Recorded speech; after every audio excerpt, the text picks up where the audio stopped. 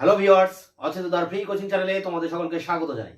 আজকের ভিডিওটিতে তোমরা যারা কলকাতা বিশ্ববিদ্যালয়ে বিএ ইতিহাস অনার্সে সেকেন্ড সেমিস্টারে পড়ছো, সবে মাত্র ফার্স্ট সেমিস্টার থেকে তোমরা সেকেন্ড সেমিস্টারে উঠেছো, তোমাদের যে সিসি2 পেপারটি রয়েছে বা ডিএসসিসি2 পেপারটি রয়েছে, প্রাচীন বিশ্ব সভ্যতার সমাজ ও সংস্কৃতি, এই পেপারটির যে সাজেশন 5 নম্বর এবং 20 নম্বর প্রশ্নের যে সাজেশন 2024, এই সাজেশন নিয়ে আজকের ভিডিওটিতে বিস্তারিত আলোচনা করা হবে।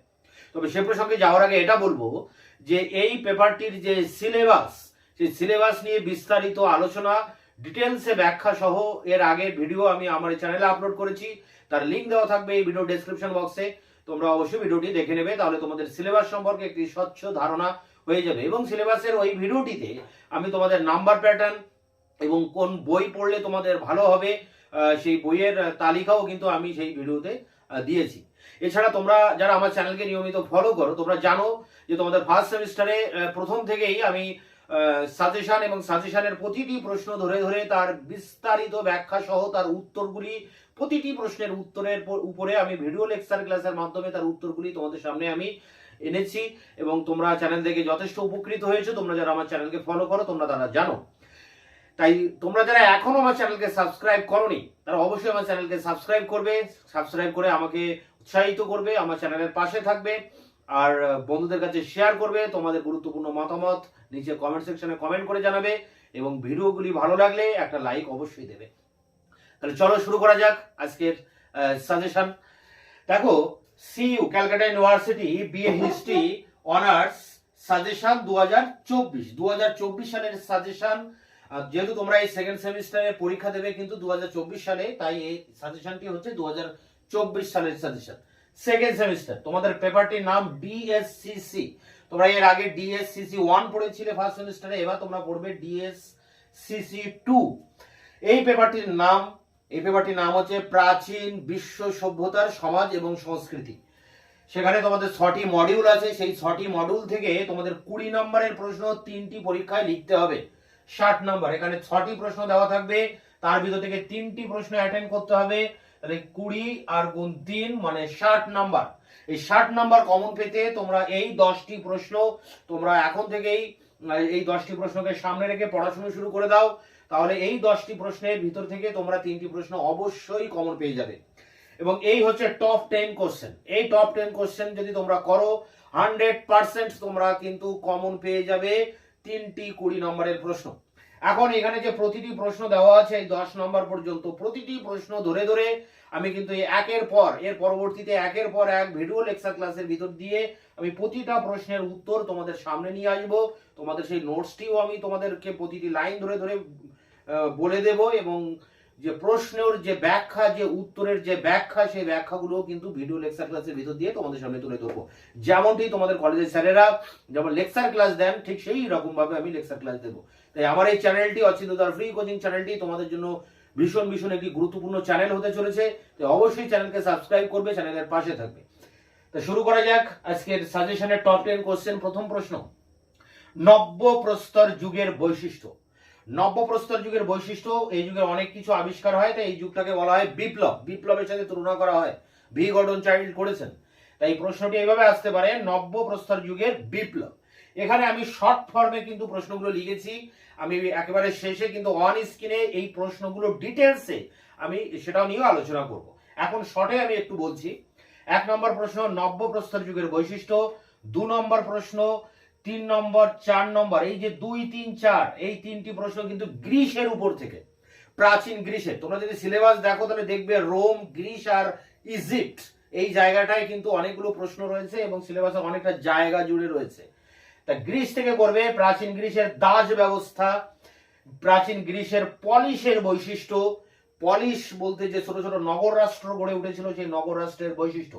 পলিশের উপরে 2টি প্রশ্ন হয়, এক পলিশের বৈশিষ্ট্য হয় আর এক হয় পলিশের পতন। তোমাদের জন্য ইম্পর্টেন্ট পলিশের বৈশিষ্ট্য। এই একটা প্রশ্ন 100% বলা যায় যে তোমাদের পরীক্ষায় আসবে এবং দাস এবং পলিশ দুটো থেকে তো আসবেই বলা যায়। এরপরে দেখো পরের প্রশ্ন, গ্রিসের ট্রাজিক নাটক। গ্রিসের সংস্কৃতির উপরে নাটক দেওয়া আছে, ট্রাজিক নাটক। এখানে এই প্রশ্নটি এখানে করতে হবে। এরপরে দেখো রোম আছে, রোমের উপরে একটি প্রশ্ন তোমরা করবে, রোমের কৃষি অর্থনীতির বিবরণ দাও। এরপরে দেখো রয়েছে মানুষের বিবর্তন ও বিকাশ। এটি কিন্তু সিলেবাসের একেবারে প্রথমেই আছে এই প্রশ্নটি, মানুষের বিবর্তন ও বিকাশ। পরেরটি দেখো মানব সমাজে কৃষির সূচনা কিভাবে হয়েছিল। এবং 8 দাগের প্রশ্ন পশ্চিম এশিয়ায় লৌহ যুগের প্রভাব। লৌহ যুগের যে প্রভাব, সামরিক এবং বেসামরিক যে প্রভাব, সেই প্রভাবের উপরে এই প্রশ্নটি, লৌহ যুগের প্রভাব। এরপরে 9 দাগে রয়েছে দেখো স্পার্টা।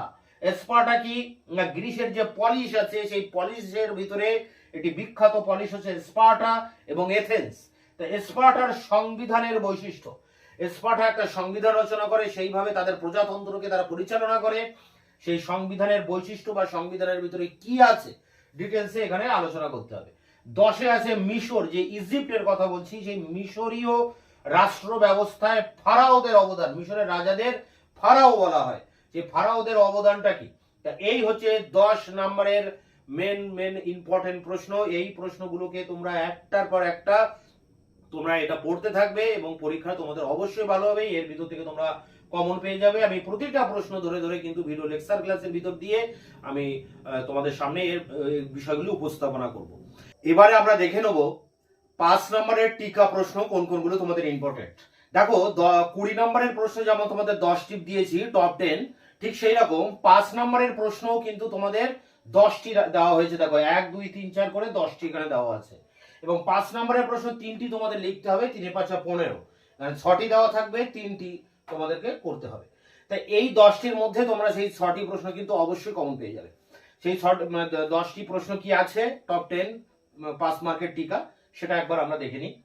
দেখো এখানে প্রথম প্রশ্ন, পুরা প্রস্তর যুগের বৈশিষ্ট্য। পুরা প্রস্তর মানে যে প্রাচীন পাথরের যুগ, সেই প্রাচীন পাথরের যুগের বৈশিষ্ট্য। 2 আছে দেখো পশুপালক যাযাবর বৃত্তি কাকে বলে। পশুপালক যাযাবর বৃত্তি মানে পশুপালন করে বেড়াতো যাযাবরের মতো ঘুরে ঘুরে, সেই বৃত্তিটার উপরে এখানে আলোচনা করতে হবে। 3 আছে দেখো প্রাচীন স্পার্টায় হেলটদের ভূমিকা। যেমন এর আগে 20 নম্বরে তোমাদের পড়তে হচ্ছে স্পার্টার সংবিধান, ঠিক সেই রকম স্পার্টায় যে হেলট ছিলেন, কৃতদাসদের হেলট বলা হয়, সেই হেলটদের ভূমিকা। 4 নম্বরে রয়েছে দেখো প্রাচীন রোমের ব্যবসা বাণিজ্য। প্রাচীন রোমের কৃষি অর্থনীতি যেমন 20তে পড়ছো, পাশাপাশি টিকা পড়বে ব্যবসা বাণিজ্য। 5 আছে দেখো প্রাচীন মিশরের স্থাপত্য। প্রাচীন মিশরের স্থাপত্য বলতে এখানে মমি বা যে পিরামিড রয়েছে সেগুলোর কথা বলা যায়। শুধুমাত্র পিরামিডও কিন্তু টিকা আসতে পারে, তার মানেই হচ্ছে মিশরের স্থাপত্য। এরপরে দেখো রয়েছে স্পার্টাকাসের বিদ্রোহ। স্পার্টাকাস একজন কৃতদাস ছিলেন, তিনি বিদ্রোহ করেছিলেন, সেই স্পার্টাকাসের বিদ্রোহ খুবই ইম্পর্টেন্ট প্রশ্ন। 7 দাগে রয়েছে দেখো গ্রিস দার্শনিক সক্রেটিস, অথবা আসতে পারে প্লেটো। এই সক্রেটিস আর প্লেটো একসাথেও দিতে পারে, আবার আলাদা করেও কিন্তু যে কোনো একটি আসতে পারে। এরপরে দেখো 8 দাগে রয়েছে প্রাচীন রোমান রাষ্ট্রের প্রকৃতি। প্রাচীন রোমান রাষ্ট্রের প্রকৃতি কেমন ছিল। 9 আছে দেখো স্পার্টার শ্রেণী বিন্যাস। যেমন স্পার্টায় হেলটদের মানে কৃতদাসদের উপরে পড়ছো, ঠিক স্পার্টায় যে শ্রেণী বিন্যাস ছিল, ধনী ব্যক্তি আর ছিল গরিব মানুষ, সেই শ্রেণী বিন্যাসটা কেমন ছিল। এরপরে দেখো শেষ প্রশ্ন, ঐতিহাসিক হিসেবে হেরোডোটাসের কৃতিত্ব। এটা কিন্তু ইম্পর্টেন্ট একটি প্রশ্ন। এই 10টি প্রশ্ন, প্রতিটা প্রশ্ন কিন্তু আমি একের পর এক ভিডিও লেকচার ক্লাসের ভিতর দিয়ে তোমাদের সামনে এর উত্তরগুলি নিয়ে আসবো। তো চ্যানেলকে অবশ্যই সাবস্ক্রাইব করবে, চ্যানেলের পাশে থাকবে, তাহলে তোমরা এই উত্তরগুলি তোমরা একের পর এক পেয়ে যাবে। এরপর আমরা অন স্ক্রিনে এই যে প্রশ্নগুলো 20 আর 10 নম্বর নিয়ে আলোচনা করলাম, এগুলো প্রশ্ন আকারে আরো তো ডিটেলসে থাকবে, তো সেই প্রশ্ন আকারে কেমন ভাবে আসতে পারে সেটা নিয়ে আমরা এবার অন স্ক্রিনে আলোচনা করব। ইউনিভার্সিটি অফ ক্যালকাটা ইতিহাস অনার্স সেকেন্ড সেমিস্টার DSCC2 বা CC2, এখানে সাজেশন 2024, প্রশ্নমান 20। প্রথমে 20 নম্বরের প্রশ্ন নিয়ে আমরা আলোচনা করব। প্রথম প্রশ্ন, নব্যপ্রস্তর যুগের বিপ্লবের বৈশিষ্ট্যগুলি কি ছিল। 2 নম্বরে মানুষের বিকাশ ও বিবর্তনের সংক্ষিপ্ত ইতিহাস লেখো। নেক্সট, প্রাচীন গ্রিসের পলিশগুলির বৈশিষ্ট্য আলোচনা করো।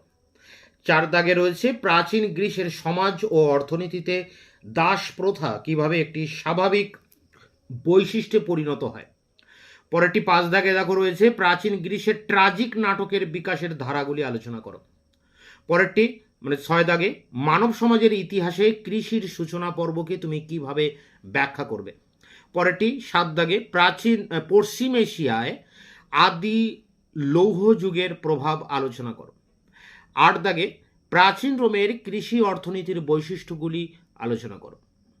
9 দাগে প্রাচীন গ্রিক ঐতিহাসিক থুকিডিডিসকে কেন বিজ্ঞানসম্মত ইতিহাসের জনক বলা হয়। 10 দাগে স্পার্টার সংবিধানের প্রধান বৈশিষ্ট্যগুলি আলোচনা করো। এবং আরেকটি প্রশ্ন এখানে দেওয়া আছে 11 দাগে পুরাতন রাজ্যে মিশরীয় রাষ্ট্র ব্যবস্থায় ফারাওদের ভূমিকা আলোচনা করো। এই ছিল 10 নম্বরের প্রশ্নের সাজেশন। প্রশ্নমান 5 নম্বরের টিকার জন্য তোমরা যে 10টি প্রশ্ন করবে। 1 রয়েছে দেখো পুরাপ্রস্তর যুগ। পুরাপ্রস্তর যুগের আবার উচ্চ পর্ব আর নিম্ন পর্ব আছে, এই দুটি পর্ব সম্পর্কে সংক্ষিপ্ত টিকা লেখো। 2 আছে পশুপালক যাযাবর বৃত্তি বলতে কি বোঝো। 3 দাগে আছে প্রাচীন রোমের ব্যবসা বাণিজ্য সম্পর্কে সংক্ষিপ্ত বিবরণ দাও। 4 দাগে আছে প্রাচীন স্পার্টায় হেলটদের ভূমিকা আলোচনা করো। 5 দাগে আছে স্পার্টাকাস এর বিদ্রোহের উপর সংক্ষিপ্ত টিকা লেখো। এবং 6 দাগে রয়েছে প্রাচীন মিশরের স্থাপত্য সম্পর্কে আলোচনা করো। 7 দাগে আছে দেখো গ্রিক দার্শনিক সক্রেটিস অথবা দিতে পারে প্লেটোর কৃতিত্ব আলোচনা করো। 8 আছে স্পার্টার শ্রেণীবিন্যাস সম্পর্কে আলোচনা করো। 10 দাগে আছে প্রাচীন রোমান রাষ্ট্রের প্রকৃতি সংক্ষিপ্ত বিবরণ দাও। 10 দাগে ঐতিহাসিক হিসাবে হেরোডোটাসের মূল্যায়ন করো। এবং শেষে একটি এক্সট্রা প্রশ্ন দেওয়া আছে প্রাচীন মানব সভ্যতার বিবর্তনে শিকারী খাদ্য সংগ্রাহকদের সংক্ষিপ্ত বিবরণ দাও। তো এই ছিল 5 নম্বরের টিকার সাজেশন। তোমরা এগুলিকে সামনে রেখে তোমাদের এখন থেকেই পরীক্ষার প্রস্তুতি শুরু করে দাও, কারণ দেখতে দেখতেই দেখবে পরীক্ষা চলে এসেছে। এখানে যে সাজেশনগুলো আমি তোমাদের দিলাম 20 নম্বর এবং 5 নম্বরের প্রতিটি প্রশ্ন ধরে ধরে তার উত্তরগুলিও নিয়ে আমি বিস্তারিত আলোচনা সহ তোমাদের সামনে একের পর এক ভিডিও লেকচার ক্লাস নিয়ে আসবো। তোমরা চ্যানেলকে সাবস্ক্রাইব করে চ্যানেলের পাশে থাকবে। তোমাদের কোনো মতামত থাকলে নিচে কমেন্ট সেকশনে কমেন্ট করে জানাবে। ভিডিওটি ভালো লাগলে অবশ্যই একটি লাইক দেবে এবং অবশ্যই বন্ধুদের কাছে শেয়ার করবে।